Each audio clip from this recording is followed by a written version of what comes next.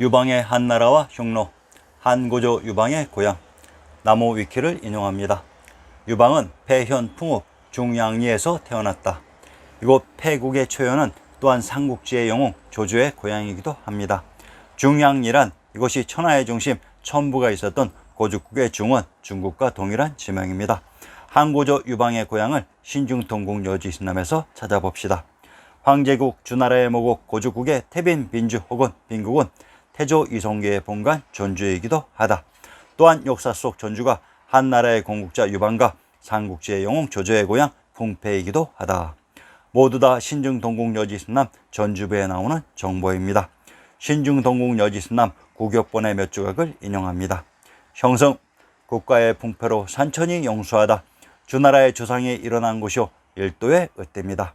노정, 공북정주의 서고정의 기해 우리 조선의 근본이 되는 땅으로 주나라의 태빈과 같은 곳이요 왕업의 기반인 실로 우리 조선의 근본이 되는 땅으로 주나라의 태빈이 바로 이곳이다 라고 했습니다.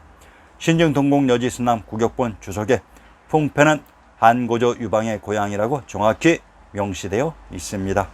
여기 풍패에 있었던 유방이 화성의 아방궁 건설의 십장으로 이를 떠나는 것으로 나오는데 그 정황으로 볼 때 그럴 수밖에 없는 것입니다.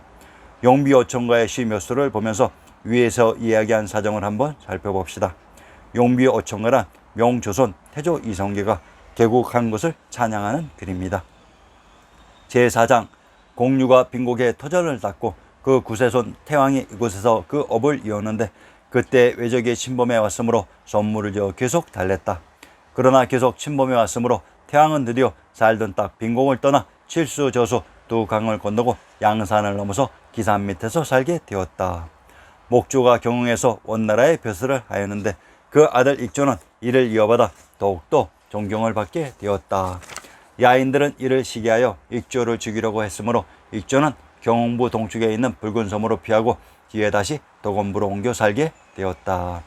전주 빈곡 풍패 같은 곳에서 주나라의 선조 태왕과 이성계의 선조가 신시계천의 무대 지옥으로 옮긴 것을 두 왕주의 뿌리가 깊고 천명에 있었음을 자랑하고 있습니다. 제18장 한나라 고조 유방이 정장이 되어 진나라 시왕의 장지인 이산으로 일꾼을 이끌고 간 일이 있었는데 그때 일꾼들 대부분이 도망치고 말았다.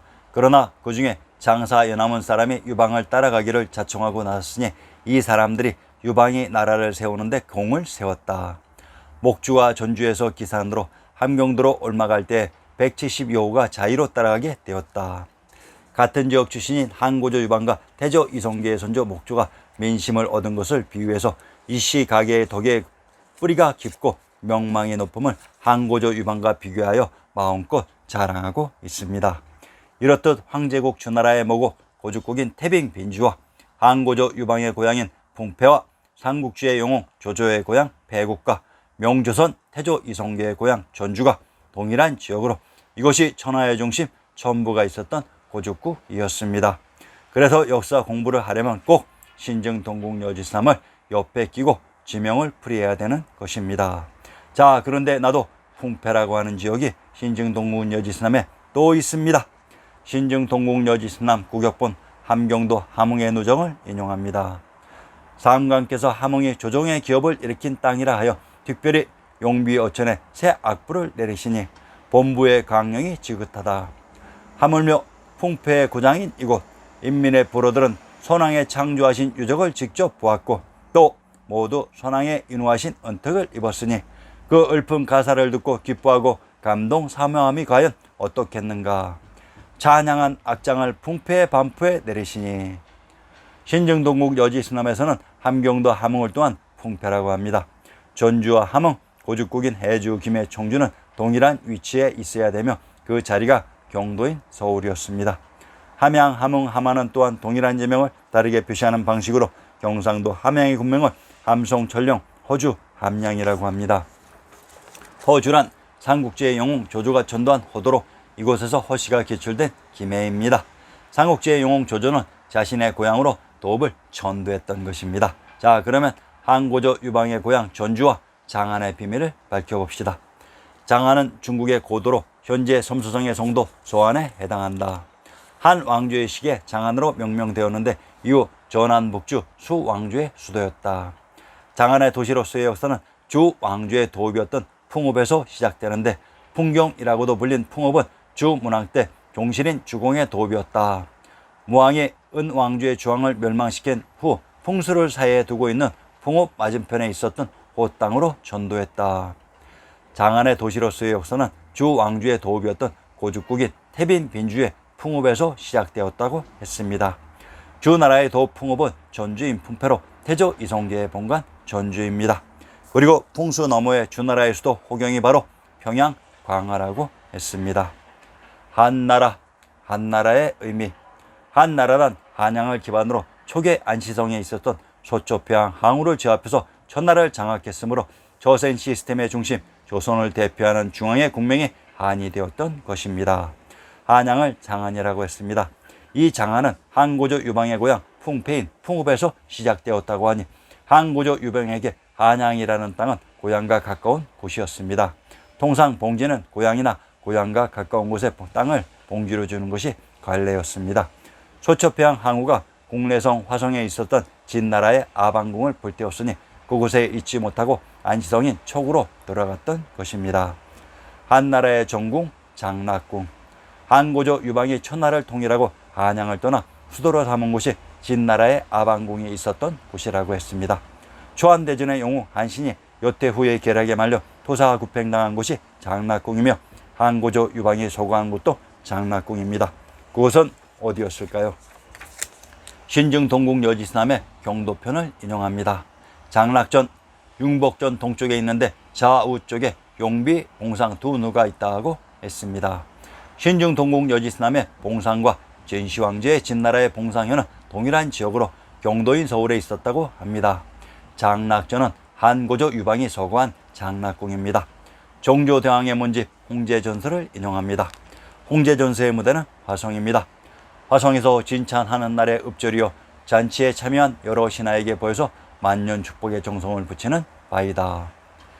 해마다 오늘같이 즐겁기만을 원하노니 장락당 안에는 술이 몇 순배 돌았는고. 진찬은 왕, 왕비, 왕대비의 생신에 왕실에서 베푸는 잔치입니다. 정조대왕의 모친 해경궁이 육순이 되셔서 세자빈 시절에 머물렀던 장락궁에서 잔치를 베풀었던 것 같습니다. 그 자리가 옛 요임금이 화성 땅으로 납셨다가 수부 다남자의 삼축을 받았던 고사를 인용하여 해경궁께 그 삼축으로 축수를 드리는 내용입니다. 장락당은 한고조 유방이 화성에 세웠던 궁전입니다. 장락전의 오른쪽 누가 봉상이라고 했습니다. 봉상루란 봉상이라는 지역에 있었던 누각으로 정조대왕의 문집 홍제전서의 일부를 인용합니다. 봉상루, 충루가 구중에 푸른 하늘에 날아나오니 영력기도 은하수 위에 다리를 놓을 만하네. 봉황이 대골 뜻에 나는 건다 송황의 세대라. 축가소리 들레는 원일의 우수를 연주하도다.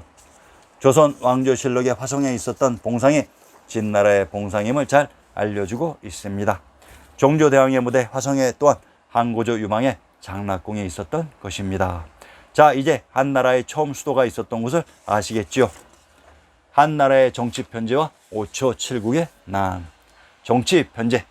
제후국의 시스템은 한나라 이후 상은나라를 거쳐 주나라까지 근 2000년 넘게 시행되어 오던 제도였습니다. 이 과정에서 많은 인물들이 공을 세워 봉급을 받고 정씨들도 탄생하게 되었습니다. 그런데 진나라부터 제후국 시스템을 모두 없애버리고 직접 통치한 9년제를 실시하면서 이들 진나라에게 망해 땅을 잃어버린 제후국 연합의 주 한의조 연제 초에 후손들인 흉노가 진나라와 격돌하기 시작했던 것입니다. 한나라는 중앙정부가 직접 통치한 군과 몇 개의 제후국으로 나뉘어 있었다. 한나라 역시 군 현제를 실시하면서 흉노와 충돌했던 것입니다. 그런데 소초평양 항우의 시대에는 흉노의 활약이 아예 없습니다. 흉노가 항우가 무서워서 숨어버렸을까요? 아닙니다. 소초평양 항우는 진나라가 없앴던 제후국 제도를 부활시킨 장본인입니다. 그래서 흉노가 잠시나마 없어졌던 것입니다. 5초 7국의 난.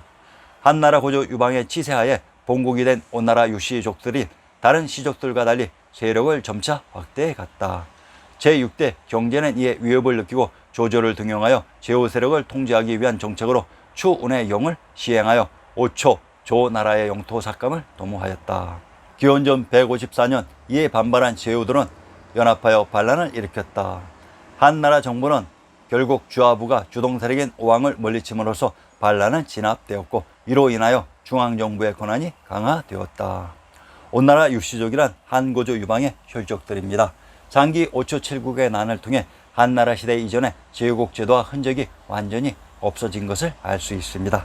자, 그러면 한나라 정부에게 불어닥칠 분란은 다 하나, 한나라가 9년제를 실시하면서 없앤 이들 제후국 연합과의 전쟁인 것입니다. 이들이 바로 흉노였습니다. 흉노의 정체. 기원전 200년 유라시아 초원지대 동쪽 지역에서 활동하던 흉노족이 한나라 군대와 싸워서 승리했다. 전쟁에서 패배한 한나라는 전쟁 보상금을 지불하고 명목상 공주가 예물을 가지고 흉노 선우와 결혼하는 형태의 동맹조약을 맺었다. 그러나 조약을 맺었음에도 흉노족은 한나라의 국경을 계속 침입했다. 왜 흉노가 계속 침입했을까요? 흉노가 원했던 것은 자신들의 조상들이 대대로 살아왔던 한나라가 점유하고 있었던 그 땅이었습니다. 역사를 조작한 인간들이 의도적으로 폄하시킨 이름이 흉노로 그들은 옹인 발근이입니다. 흉노는 기원전 4세기부터 5세기까지 북아시아 스텝 지역에 존재한 유목 제국이다. 중국 측 기록에 따르면 이들은 유라시아 스텝 동부에서 기원전 3세기부터 기원 후 1세기까지 살고 있었다. 기원전 209년 이후 목돌 선우는 흉노 부족을 통합하고 흉노 제국을 세웠다. 흉노의 활동 영역은 시베리아, 내몽골, 신장, 감속성 등도 포함된다. 흉노 지역의 동남부와 국경을 접한 중국의 왕조들과 흉노의 관계는 복잡했다. 흉노는 유목제국이 아닙니다. 이들이 있었던 곳이 천하 문명의 중심 금성천부가 있었던 파촉이었습니다. 흉노의 활동지역 시베리아, 내몽골, 신장, 감속성의 지명들을 다시 살펴봅시다. 시베리아. 현재의 시베리아는 1917년 아르하사 제국의 마지막 황제 니콜라이 2세가 돌아가시고 난 이후에 스탈린 시대에 만들어진 지명들입니다. 철의장막 기간 동안 이들은 무슨 짓을 했을까요? 러일 전쟁 시 중원의 코리아를 도와주기 위해 파견한 러시아의 군한 이름이 까레이츠호입니다. 현 중앙아시아에서는 코리아는 까레이스키라고 합니다. 까레이츠호란 바로 고려호입니다. 시베리아의 지명을 밝혀봅시다. 만해 한용운을 인용합니다.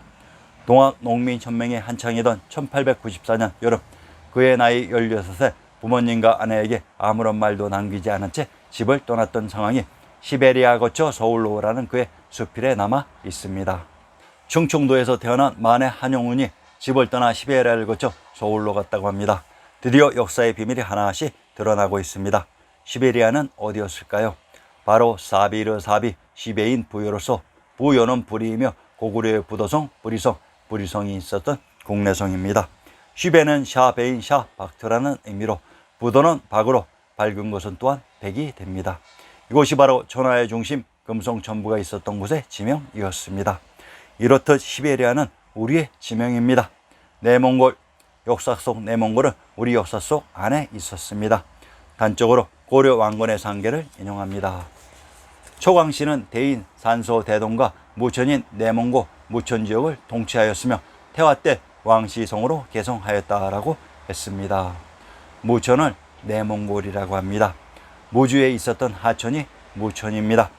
전라도 광산의 군명의 무주로 광산의 군명 해양이란 또한 태양주, 박주인, 고죽국인, 황해도 해주와 동일한 지명을 다르게 표시하는 방식으로 왕부의 중심 지역이라고 했습니다. 내몽골은 우리 역사 영역 내부에 있어야 됩니다. 신장이란 현재는 행정기구로서 중화인민공화국의 신장 위구르 자치구가 설치되어 있다. 고 중세에는 한자 문화권에서 서역이라고 불렀다고 합니다. 신장을 서역이라고 합니다. 그런데 친일파 시인 서정주는 서역을 파척이라고 했습니다. 서정주의 귀척도를 일부분 인용합니다. 서정주 귀척도. 눈물 아롱아롱 피리 불고 가신님의 밟으신 길은 진달래 꽃 피우는 서역 산만리, 흰 옷깃 여며여며 가옵신 임해 다시 오진 못하는 파촉 산만리. 서정주는 서역을 여기서 산만리 떨어진 파촉이라고 했습니다. 천왕님과 천부가 있었던 것을 파촉이라고 했습니다. 감숙성이란 감주와 숙주의 합성으로 이를 분석해 봅시다. 감주, 경상도 계령현의 군명을 청주 감문 감주라고 합니다. 경상도 계령의 군명이 감주로 경상도 계령과 충청도 청주는 청주의 군명이 중복되는 동일한 지명으로 이곳이 감숙성의 감주로 첨부가 있었던 곳으로 상기 내몽골의 지명 중 무주와 동일한 지명 청하란 청주에 있었던 하천이라고 했습니다. 숙주, 감숙성의 숙주를 살펴봅시다. 평안도 숙천의 군명을 숙주 진국 평원이라고 합니다. 평안도 숙천의 군명의 숙주로 진국 진에 지나는 동일한 지명으로 이곳에 있었던 하천이 진천으로 전라도 나주의 군명 비단금자의 금성은 천황님이 계셨던 초기의 지명이며 충청도 진천의 군명 황량은 황주와 동일한 지명으로 감숙성이란 첨부가 있었던 금성 청주의 감주와 천황님이 계셨던 비단금자의 금성 초기의 숙주의 합성어였던 곳입니다. 흉노의 모든 활동 무대가 자신들의 손조들이 있었던 중원의 지명들이었습니다. 중국을 독일한 진시황제는 기원전 215년 장군 몽염을 보내 융적죽 흉노를 토벌하여 하남의 땅 오르도스를 점령하고 흉노를 축출한 뒤 감숙에서 요동까지 장성을 쌓아 북방 기마 민족들의 침공을 막았다. 당시 흉노의 두만선우는 여러 차례 중국을 공격하다 화평을 맺었는데 관심 있으신 분들은 흉노의 두만선우와 북부여사의 해모수를 비교해 보시기 바랍니다. 오르도스는 알토인 부도 박터라고 했습니다. 오르도스를 하남이라고 부릅니다. 월지구은 역사 속 탕구트인 경주의 세력이고 하남과 황하를 밝혀봅시다. 만리장성의 길이가 감숙에서부터 요동까지라고 합니다. 감숙의 감주는 첨부가 있었던 청주였으며 요동도 첨부가 있었던 곳이라고 했습니다. 역사 속 화성이 만리장성인 것 같습니다. 하남, 경상도 하동의 군명을 하남 청하라고 합니다. 경상도 하동의 군명이 하남으로 양양, 고양, 단양은 적벽대전의 무대로 군명 청하란 청주에 있었던 하천으로 감숙성의 감주라고 했습니다. 황하란 황주에 있었던 하천이 황하입니다. 누런 것은 또한 금이므로 황을 금이라고 하며 금을 또한 철이라고도 합니다. 황주, 김의 철어는 같은 의미입니다. 한자 지명의 특징은 물이 누렇다고 이곳저곳에 황이라는 지명을 붙일 수는 없습니다. 이곳 황주에서 황씨가 탄생하므로 오직 하나뿐이 고유 지명이 됩니다. 그것을 입증하지 못한 지명들은 전부 조작인 것입니다. 황주는 쌍송 총관부가 있었던 박터라고 했습니다. 묵돌이 북쪽으로 혼유, 구랴, 정령동의 여러 부족을 복소시켜 몽골 조원 부족들의 주장이 된다. 한편 그 시기 중국에서는 전한의 유방에 의해 내란이 수습되었다. 기원전 200년에 흉노는 마법성을 쳐서 그것을 지키고 있던 한왕신의 한복을 받아내고 태원으로 진격, 진양으로 나아갔다. 상기 흉노와 관련되는 내용 중 정령, 마법성, 한왕신, 태원, 진양의 지명을 살펴봅시다. 정령을 후자굴지라고 합니다. 안서 도부가 있었던 고죽국의 지명입니다. 마법성, 한왕신, 기원전 200년에 흉노는 마법성을 쳐서 그곳을 지키고 있던 한왕신의 항복을 받아내었다고 합니다. 신증 동국 여지스남 충청도 한산의 군명을 마산마읍 한주 아주라고 합니다. 한왕이란 한주의 땅을 봉지로 받은 사람으로 이곳 한주를 마읍이라고 합니다. 무엇인가 이상하게 느끼는 것이 없습니까? 이것이 바로 역사 조작의 구멍인 것입니다. 우리의 역사 지명을 그대로 이식해 놓은 것입니다. 한왕신의 마법성을 우리의 지리지 신증 동국 여지스남이 입증해주고 있는 것입니다. 태원, 평안도 자산의 군명을 문선태안 자주라고 합니다. 평안도 자산의 군명의 태원으로 평안도 자산, 황해도 문화, 함경도 문천은 문성과 문주의 지명이 일치되는 곳으로 이곳이 신시계천의 무대, 환인, 환웅, 당군의 묘종과 사원이 있었던 곳으로 이곳은 모든 사람이 경배하는 신성한 지역으로 이곳은 무력을 사용하지 않고 천웅의 법이 시행되었던 금성천부의 천축입니다. 진양과 진주는 동일한 지명으로 진주는 진한수당의 궁궐들이 모여 있었던 왕부의 중심 지역이라고 했습니다. 이곳에 아방궁이 있었습니다.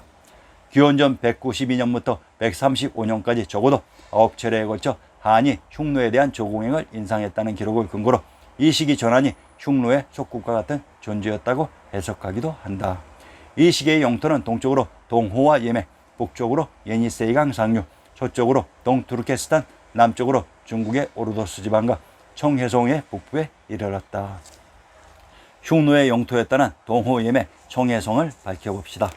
동호, 동호란 오랑카인 호공 많이 받은 봉지의 동부지역이 동호입니다. 호공인 진나라는 북경에 있었다고 했습니다. 예맥 쪽이란 이와 맥의 지어 사람들로 우리가 꼭 알아야 할 역사의 기본 상식입니다. 강원도 강릉의 군명의 예국으로 예가 바로 강릉이었다고 합니다. 한나라의 군현인 인동군이 또한 강릉이었다고 합니다. 강원도 강릉의 군명의 경흥으로 함경도 경흥과는 동일한 지명으로 함경도 경흥의 군명 공성이란 공씨가 탄생한 역사 속 노나라의 국부입니다. 강원도 강릉의 군명 철국은 철원과 동일한 지명으로 천하의 중심, 사해의 모든 업무를 봉행했던 금성천부가 있었던 곳이었습니다. 이곳이 역사 속의 예 지역이었으며 파촉의 파 지역이었습니다. 예와 파는 동일한 지역입니다. 강원도 춘천의 건치현역을 인용합니다. 본래 맥국인데 신라 선도광 6년에 우수주로 하여 군주를 두었다고 했습니다. 예맥 쪽의 맥이 춘천이라고 합니다. 강원도 춘천의 군명 광해란 광해군이 황제가 되기 이전 가지고 있었던 봉진이며 춘천의 군명 안양이란 이곳이 안주와 동일한 지명입니다. 평안도 안주와 충청도 천안은 영주의 군명이 중복되는 동일한 지명으로 이곳이 환주인 박두였던 것으로 역사 속 안주에 있었던 성이 안시성입니다. 평안도 안주의 불어를 인용합니다. 천왕사 성안에 있다고 했습니다. 평안도 안주의 성안에 천왕님이 계셨던 천왕사가 있었던 곳입니다. 천왕님이 있었던 곳을 맥이라고 했습니다. 신시계천의 무대를 촉두는 맥지역이라고 했으며 이중 천하의 중심 금성천부가 있었던 곳을 예 또는 파지역이라고 했습니다. 이제 예맥 쪽과 파축의 지명을 이해하실 것입니다. 청해성, 경상도 김해의 군명을 금주라고 합니다. 그러면 청해란 청주와 동일한 지명으로 천부가 있었던 곳에 지명이 이입된 것입니다. 흉노가 있었다고 하는 모든 곳의 지명이 바로 우리의 역사 지명이었던 것입니다. 한고조 유방이 처음 소처평양 항우를 반대한 제후국연합의 후원으로 천하를 통일했는데 치세 기간에 제후국을 배척하는 9년제를 실시하면서 제후국연합인 흉노와 적이 되었던 것으로 통치 기간 내내 흉노에게 시달리며 상기에서 살펴보았듯이 흉노가 중원의 내부로 들어와 중원을 장악하는 일이 벌어졌던 것입니다. 자, 이제 이들 중원에 자리 잡은 제후국연합인 흉노를 물리칠 인물이 한나라에서 등장하니 그분이 바로 중원의 흉노를 물리치고 흉노가 있었던 곳에 한사군을 설치한 한무제 유철입니다. 한사군이란 한나라의 군현입니다. 이제 흐름이 자연스럽게 이해되기 시작할 것입니다. 다음 회에서는 한무제 유철의 한사군을 밝혀드리겠습니다. 많은 구독 부탁드립니다. 감사합니다.